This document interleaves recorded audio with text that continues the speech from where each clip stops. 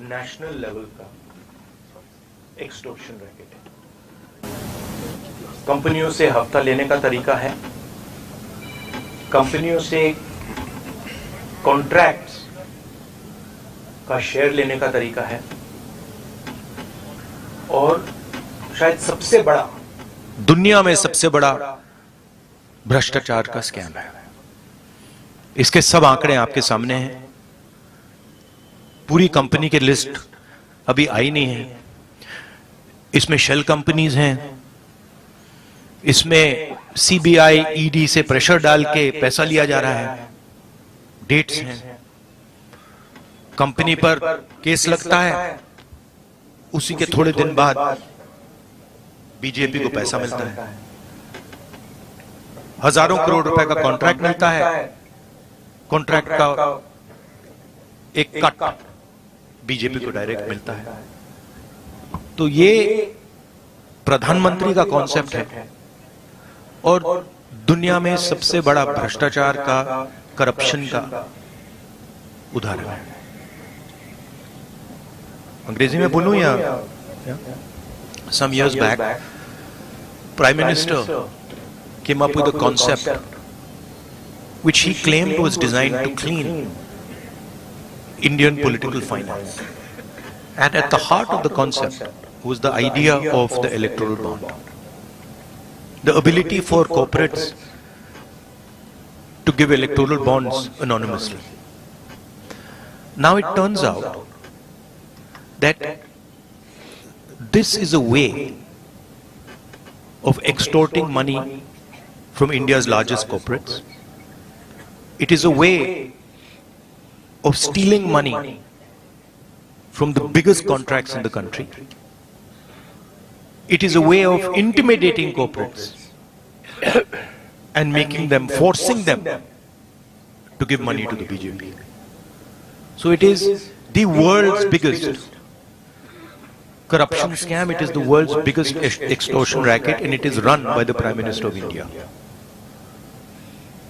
I don't really expect the Indian media to pick up this in a large way, because I know, from past experience, the type of things you focus on. But this is huge theft taking place right in front of everybody's eyes, and it has been orchestrated by the Indian Prime Minister. Now, if you have any questions, please. Yes, Archana. I'll come to you.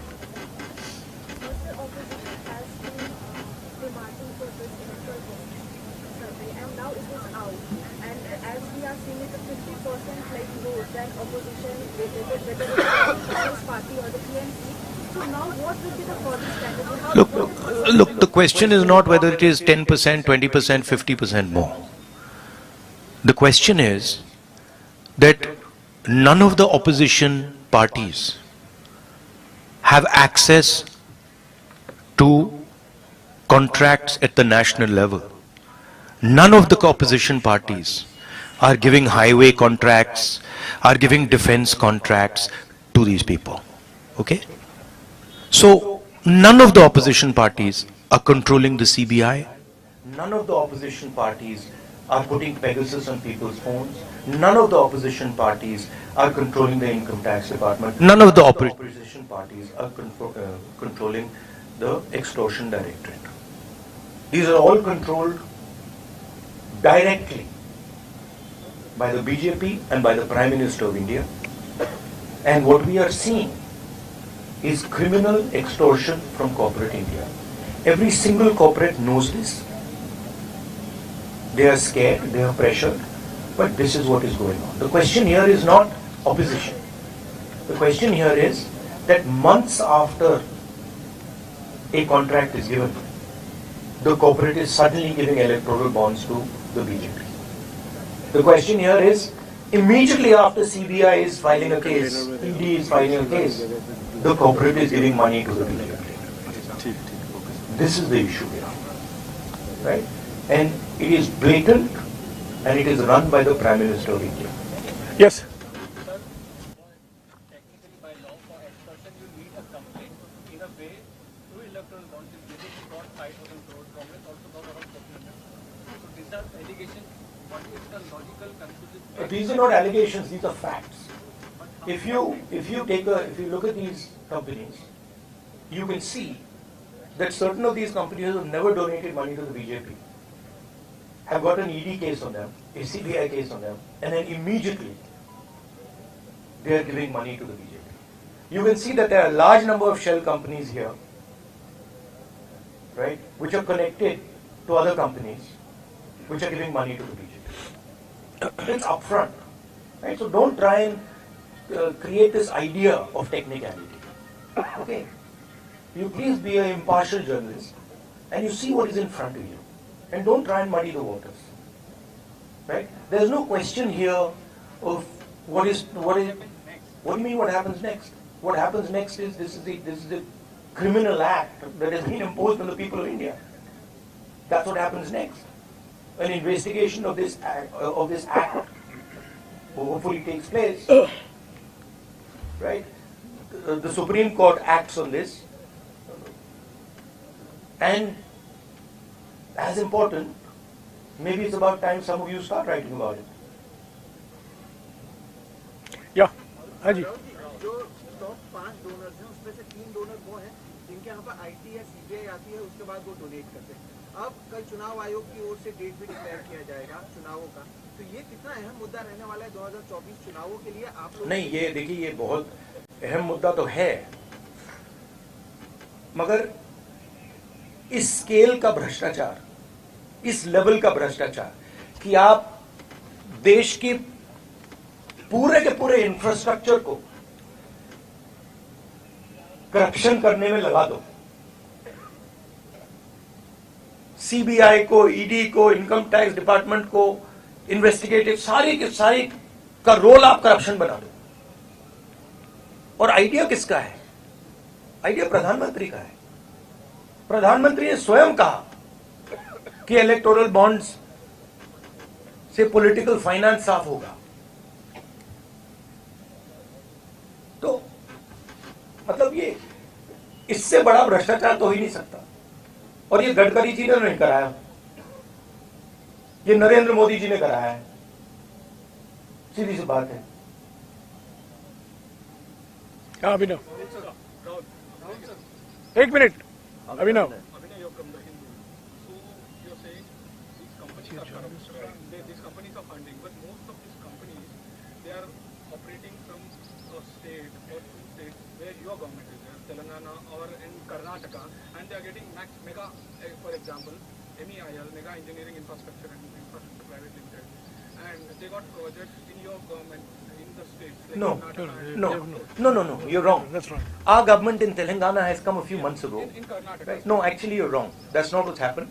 Again, we are not controlling the ED, we are not controlling the CBI, we are not controlling the income tax department, and there is no correlation between our contracts and between contracts and funding to us. Please take a good look at the dates of these things, and you will see that there is a correlation between these things and the BJP. हाँ Ajit, 1 minute. Ajit, मेरा सवाल भारत जोड़ो यात्रा से जुड़ा हुआ है. ये 5 साल 5 न्याय और 25 लाइन की किताब. भैया, हमारा फोकस आज ये भ्रष्टाचार पे है. कल नहीं. इसी पे करने आ रहा हूँ. अच्छा, तो यात्रा कल खत्म होगा. ये जो चुनाव 2024 का है, ये आपके लिए डू एंड डाई का चुनाव क्या होगा? और अगर कांग्रेस हारती है तो पहली बार होगा कि 15 साल के लिए कांग्रेस सत्ता से बाहर होगी. अगर अब आप देखिए, आप इसको डिस्ट्रैक्ट करने की कोशिश मत कीजिए. ठीक है, ये यात्रा के बारे में नहीं है, ये भ्रष्टाचार के बारे में है. आप लोग लगे रहते हो कि डिस्ट्रैक्ट करना है. रियलिटी ये है कि सबसे बड़ा भ्रष्टाचार हिंदुस्तान की हिस्ट्री में, हिंदुस्तान के पूरे इंस्टीट्यूशंस को लेकर नरेंद्र मोदी ने किया है. ठीक है, तो आप काइंडली इसको डिस्ट्रैक्ट करने की कोशिश मत कीजिए. बड़ा ऑब्वियस हो जाता है, सब लोगों को समझ आ जाता है. सर मैं एक पॉलिटिकल सवाल पूछ सकता हूँ? हाँ जी. सर इस तरह से महाराष्ट्र की जो भी पार्टियां हैं, शिवसेना है, राष्ट्रवादी है, और भी अलग अलग प्रदेश में इन पार्टियों को 2 टुकड़ा किया जो महाविकास अघाड़ी के साथ में है, उसका इफेक्ट कितना पड़ेगा? और नहीं, वो 2 टुकड़े में वो जो किया, उसका पैसा कहां से आया? यहीं से तो आया. जो ये हिंदुस्तान में state government after state government गिरा रहे हैं, पैसा कहां से आ रहा है? इधर से तो आ रहा है, और ये अभी तो छोटा सा भाग दिखा है। तो इन्होंने पूरे के पूरे सिस्टम को एक्सटॉर्शन का सिस्टम बना दिया है। पॉलिटिकल पूरे स्ट्रक्चर को इन्होंने कैप्चर कर दिया है। सीबीआई इन्वेस्टिगेशन नहीं करती है, ईडी इन्वेस्टिगेशन नहीं करती है, एक्सटॉर्शन करती है। किसके लिए? बीजेपी के लिए।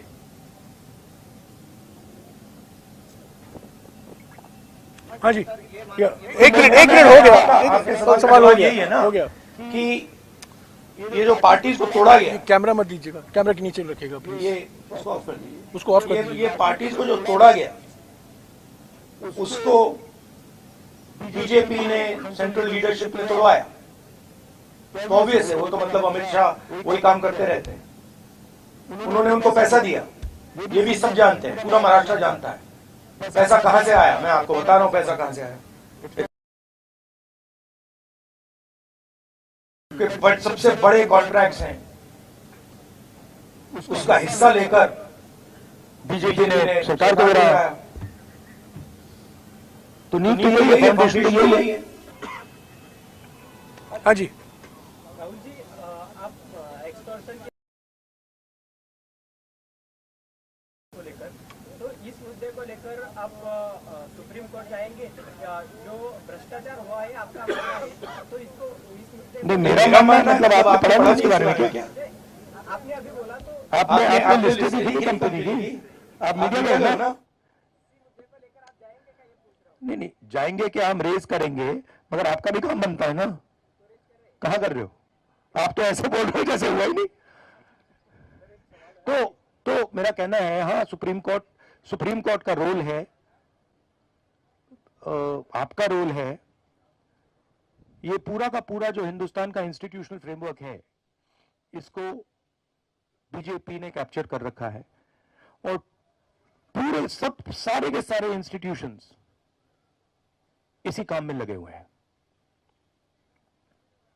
ये एंटी नेशनल एक्टिविटी हो रही है, इससे बड़ी एंटी नेशनल एक्टिविटी हो ही नहीं सकती, और दुनिया में सबसे बड़े लेवल पे हो रही है, सबसे मतलब मैक्सिमम जैसे किया जा सकता है वैसे किया जा रहा है हिंदुस्तान में।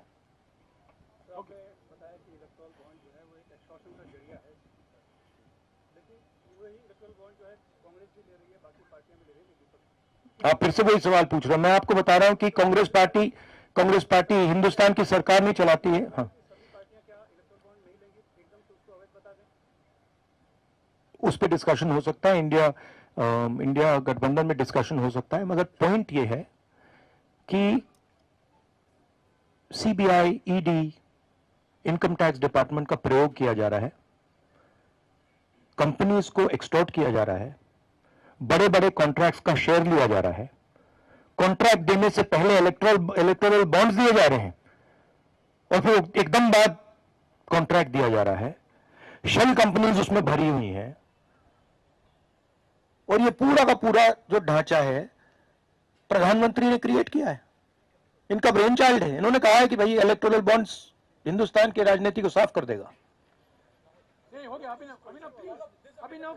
No, we are doing one question. Thank you. you ask your question please. Rahul ji, आपकी यात्रा दूसरी बार महाराष्ट्र में आई, पहली बार जब आए थे तो कांग्रेस पार्टी की सब कुछ अलग थी, लेकिन अब जब आए हैं तो पूर्व सीएम से लेकर पूर्व सांसद तक पार्टी का साथ छोड़कर बीजेपी में चले गए, शिवसेना में चले गए। क्या नहीं, देखिए, पार्टी का साथ छोड़ के नहीं गए हैं, पैसा देकर, सीबीआई को यूज कर ईडी को यूज कर उन पर दबाव डाल के इनको पार्टियों को तोड़ा गया है। कांग्रेस को नहीं तोड़ा गया है, कांग्रेस का कोई नहीं गया है, कांग्रेस एक बिल्कुल साफ खड़ी हुई है वहां पे। हाँ, ठीक है, वो मिलिंद देवरा, वो ठीक है, वो कोई बड़ी बात नहीं है। तो हमारी पार्टी इंटैक्ट है, जरूर अशोक चौहान गए, मिलिंद देवरा गए, और हमारी पार्टी इंटैक्ट है। शिवसेना को, ये एनसीपी को पैसे से तोड़ा गया है। कैसे तोड़ा गया है आज मैं आपको बता रहा हूं। हाँ जी, न्यूज़ तक से रेडी। और चुनाव में यहां पे कांग्रेस पार्टी और हमारा जो गठबंधन है रिकॉर्ड मत से जीतने वाला है। हाँ जी, मेरा अमेठी से जुड़ा हुआ सवाल है। हमने पूरी यात्रा कवर की है और जब हम अमेठी पहुंचे तो जनता के बीच बहुत ज्यादा डिमांड ये थी कि राहुल गांधी जी जो है वो चुनाव लड़े अमेठी से। तो क्या ऐसा होता हुआ दिखाई देगा? ये तो हमारी सीईसी है, खारगे जी हैं, वो ऑर्डर देंगे, मैं करूंगा जो भी उनकी राय है। मैं कांग्रेस पार्टी का सिपाही हूं, जो ऑर्डर मिलेगा करूंगा। We can. हाँ, थैंक यू। Last question. हाँ, ये सारे इलेक्ट्रल बॉन्ड में जितनी कंपनी लिस्टेड है उसमें से आपको जिसने फंडिंग किया है उनके भी नाम सामने आएंगे। तो आगे चलकर ऐसा होगा क्या कि आपको जिसने फंडिंग किया है उनको भी सीबीआई और ईडी से फिर से टारगेट किया जाएगा? हो सकता है। सीबीआई और ईडी जैसी चीज नहीं है, वो बीजेपी का औजार है, वो बीजेपी के कंट्रोल में है। हिंदुस्तान में जो हमारे इंस्टीट्यूशंस हुआ करते थे वो आज इंस्टीट्यूशंस हिंदुस्तान के नहीं है। चाहे वो इलेक्शन कमीशन हो, चाहे वो सीबीआई हो, ईडी हो, ये सब हो, ये अब बीजेपी और आरएसएस के हथियार हैं। ये हिंदुस्तान के इंस्टीट्यूशंस नहीं रहे, इसीलिए ये जो हो रहा है ये हो पा रहा है। अगर ये इंस्टीट्यूशंस अपना काम करते, अगर सीबीआई अपना काम करती, ईडी अपना काम करती, तो ये नहीं होता। तो उनको ये भी सोचना चाहिए, ये जो सब कर रहे हैं, कि किसी ना किसी दिन बीजेपी की सरकार बदलेगी और फिर कार्रवाई होगी, और ऐसी कार्रवाई होगी कि मैं गारंटी कर रहा हूं ये फिर से कभी नहीं होगा। तो उनको भी सोचना चाहिए। Thank you.